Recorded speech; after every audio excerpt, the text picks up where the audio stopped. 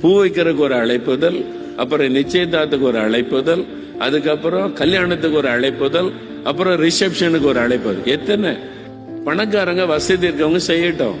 உங்களுக்கு எதுக்கு? நமக்கு எதுக்கு?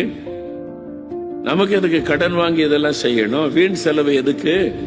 இதெல்லாம் யோசிக்கணும். இது ஆண்டவர் சொன்னாரா? உலக மக்களை போல நம்ம நடக்கூடாது, உலக மக்களை போல செலவு பண்ணக்கூடாது, அவசியமானதை செய்யணும்.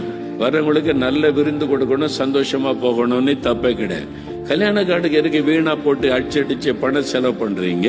எதுக்கு வீண் ஆடம்பர செலவு? எதுக்கு? ஒரு நாள் கூத்துக்காக? இதெல்லாம் யோசிங்க. சாதாரண மக்களுக்கு கடனாளியாக காரணம் வீண் செலவுகள், ஆடம்பர செலவுகள்.